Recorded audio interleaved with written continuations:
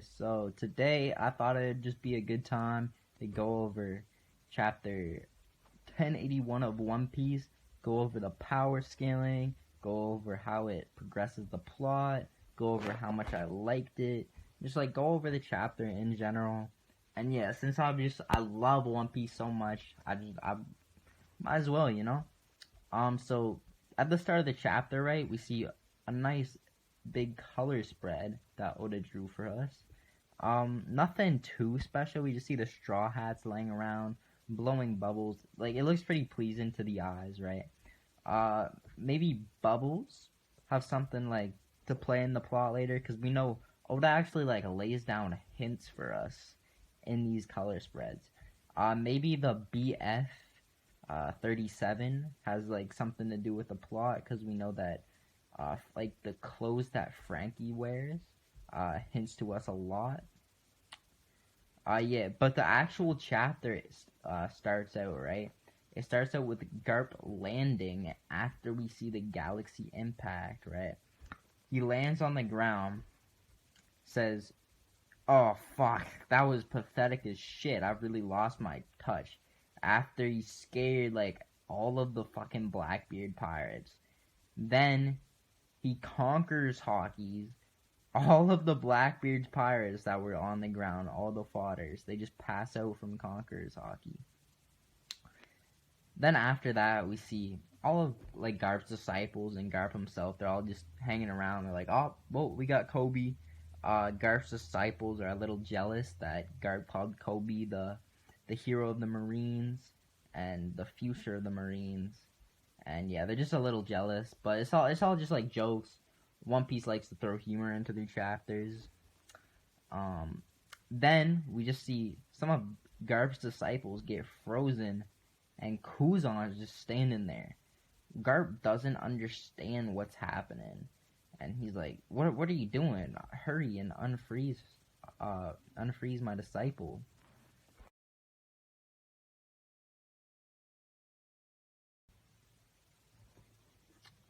Then after that, we hear the Blackbeard's pirates that are remaining. They go, "Yeah, it's Aokiji. Let's hear it for Captain Kuzan. Show him, Kuzan." And then just the look at like Garp's face when he hears that, it's just utter distress. So he had his grandsons, Luffy and Ace, both like resort to pirate life, right? He's just like, I feel so bad for Garp, right? Then his beloved star pupil of the past is now a pirate as well, and just the disappointment in Garp. Like, Kobe's the only hope he has left. And yeah, like, Aokiji just like proves he's loyal to Blackbeard and says it'd be a bad look if Kobe escapes while Teach is away. So he is just loyal to Black. Then we go to a flashback that takes place a year after Kuzan and Aokiji fight. We see Aokiji froze a good amount of Blackbeard's crew, and he's just in a tavern drinking. Then Blackbeard comes in, and they just start drinking together, playing around. Then Aokiji's like, "Oh, what the hell?" He unfreezes Blackbeard's crew, and they all start drinking together. They're having fun. This is why I love One Piece so much, right? They put goofy stuff in serious chapters. This is why One Piece is so good, in my opinion. Then Blackbeard's crew just brings up the man marked in by flames. And they say he has one of the road poneglyphs. And then Aokiji says he doesn't know anything about it, but then he jokes again about the man marked by flames and says, "Oh, I have it." Because he got like burnt by magma recently and has loads of scars. Just put more humor in the chapter, and that's why I love One Piece. But yeah, he says he doesn't know anything about them. And the only thing he knows about poneglyphs is the Ohara, and like when he went to Ohara. But the thing is, he brings up Saul, which I think is foreshadowing to us that Saul actually is the man marked in flames. And it's Oda just trying to tell us that the man marked by flames is Saul. Because we know Saul has like a ton of scars on him. And then we see Blackbeard's commander whisper to Blackbeard and say, yo, you want to just kill him and steal his fruit? And then Aokiji freaks out and he's like, oh fuck, I'll kill you all, I'll freeze you all again. And then he's like about to like fight all of Blackbeard's crew. And then Blackbeard like goes, no, we don't want to take your devil fruit. He's like, why don't you join me and join my crew? Aokiji hesitates at first and doesn't want to join, but then Blackbeard goes on a whole speech on how like pirates are also fighting for justice, and they're all having their own agendas, and like he's free now to do what he wants, right? He can join them. And then Aokiji, I guess, like, since he's in Blackbeard's pirate crew now, I guess, like, that swayed him. He decided to join. Then we cut back to Aokiji versus Garp. And, yeah, they just start talking, right? They're like, are you gonna be able to fight your former #1 pupil to save your current #1 pupil? And, yeah, Garp said, I thought I taught you to live in the present, not the past. And yeah, this is crazy what Garp does, right? He grabs Kuzan's face and slams him into the ground before Kuzan can do anything. He can't react to Garp. Garp literally blitzes Aokiji and slams onto the ground before he can do anything.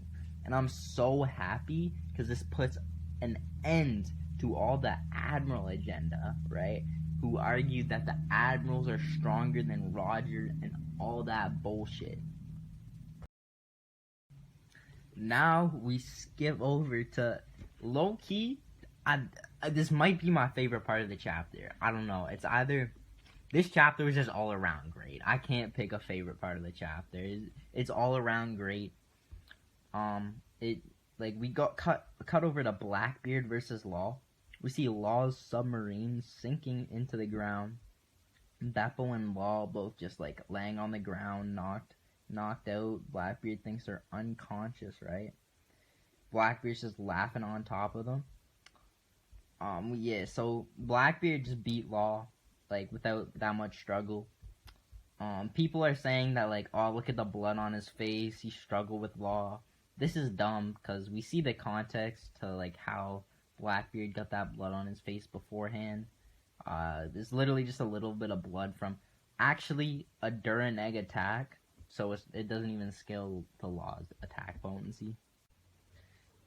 And yeah, Blackbeard just talks about how the hearts that from the pirates that Law stole are living in Pirate Island, and they'd be happy once they bring his dead body to them. And yeah, then he starts to wonder, like, oh, what should we do with your devil fruit, right? Should they sell it? Should they use it? And then, like, Blackbeard, we see, knows about the immortality surgery and says, don't suppose you'd fancy making me immortal. And yeah, so Blackbeard knows about the fruit, and I think this has got, like, Law's fruit has to play a factor. Like, Blackbeard knows about it.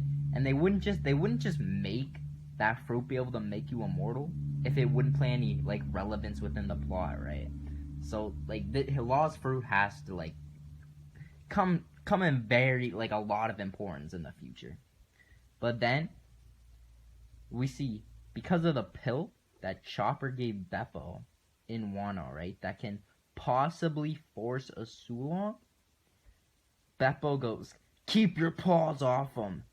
Then, like, transforms into a big Sulong polar bear and swipes Blackbeard when he's off guard. I don't think this was, like, Bepo blitzing Blackbeard or anything. He kind of just, like, grows. And maybe you could argue, like, him growing blitz Blackbeard, but, like, not his actual speed.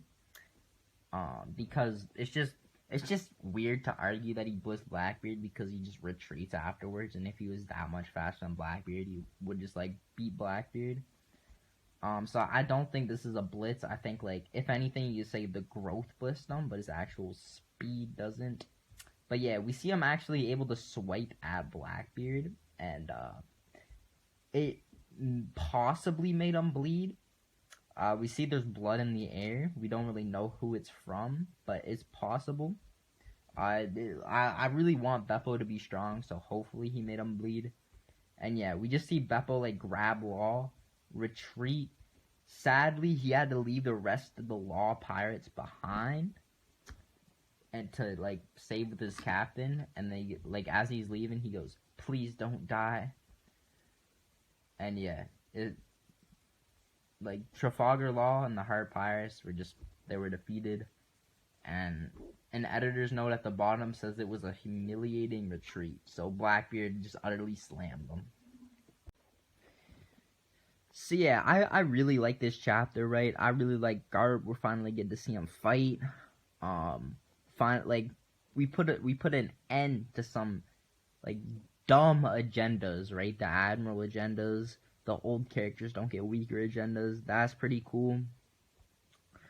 We see like Aokiji like joining Blackbeard's pirates, which are pretty cool, and like how he hesitated first. We see some hinting to the man marked by flames, and like it's implied to be Saul kind of now. We also see that Aokiji's the 10th Titanic captain, which I love. Just information drops in One Piece is pretty cool. And like we also just see like Bepo's Sulong form, which is amazing, and we've all been waiting for that for so long. Like, and his Sulong form is the coolest Sulong form in the series. I will die on that hell. And yeah, it's just amazing chapter all around. I think the past 3 chapters might low-key be the best 3 chapters in a row we've had in One Piece ever. Like, we went from Shanks fighting Kid, seeing Shanks like use a named attack for the first time, just completely one-shot Kid, destroyed the Kid pirates, right? Then we switch over to like learning information about like Aokiji and Blackbeard, see Garp like pull up, use a Galaxy Impact. We see Garp fight for the first time. And then there's this chapter that just had so much, right? It's Sulong form, like Blackbeard in it, Aokiji versus Garp. There's just so much, and yeah, I think this is the best 3 chapters in a row we've ever gotten in One Piece. So I hope you guys enjoyed the chapter and this video. If you enjoyed the video, like it, please, to help the algorithm. If you like One Piece content in general, subscribe.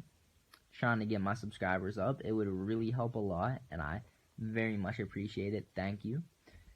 And yeah, I just hope you all have a nice day. See you later.